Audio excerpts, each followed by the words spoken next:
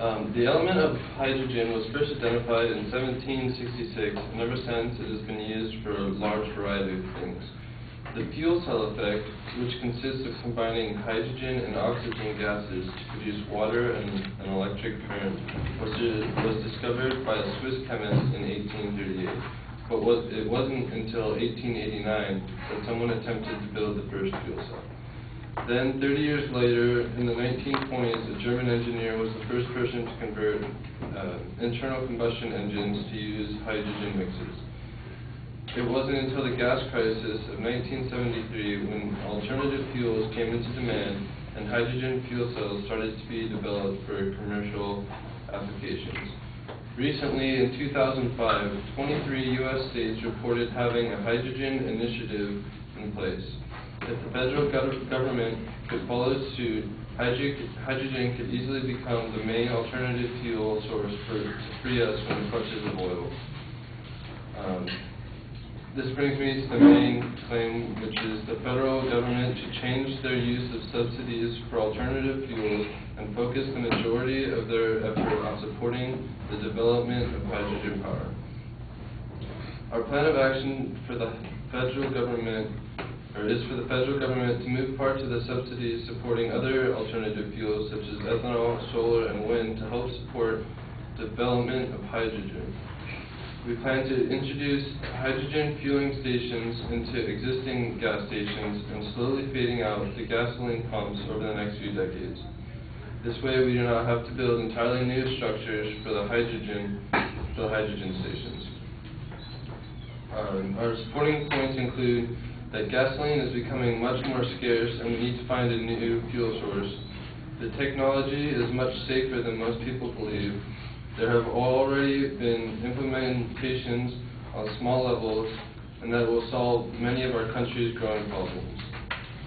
In the world today, with fossil fuels becoming scarcer and gasoline prices are starting to rise again.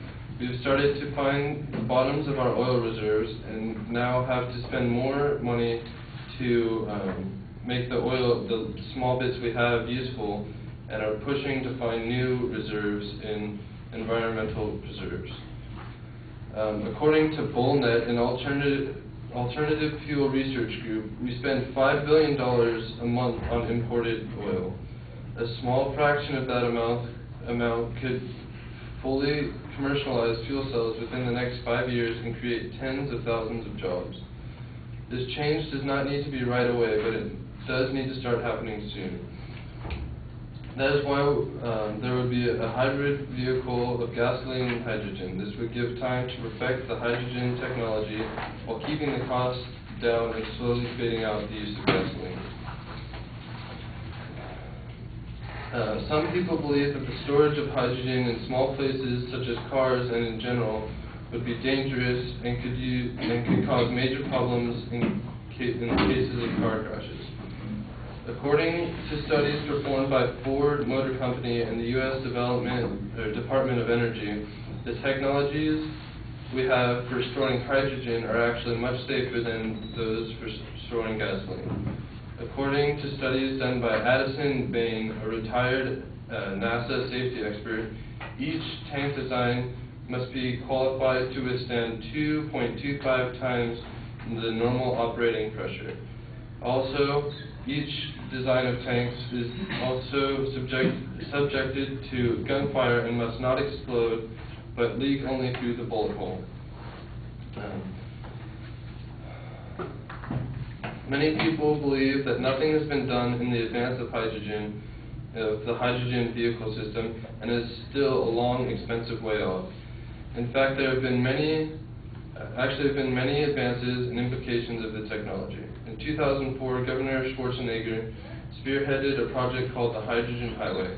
The Hydrogen Highway project called for 200 hydrogen fueling stations spanning up and down from British Columbia all the way to Baja California to service the 150 hydrogen vehicles currently on the road by 2010, with 23 already completed and many more in planning. This is a great example that small-scale projects are working and could work on a larger scale if the federal government started to support hydrogen over the other alternative fuels. Countries such as Canada, Japan, and Germany have already started federal funding plans and have gained huge advances for their nations. With our claim in place, we would be able to free the country from its clutches of pricey foreign oil. With the transition to hydrogen, our country would be able to free itself from depending on other countries for fuel and could support itself. This would create a wide variety of jobs that would help boost our economy and lower the unemployment rate. There would be jobs needed to produce the hydrogen and the vehicles to use the hydrogen, both right here in our own country.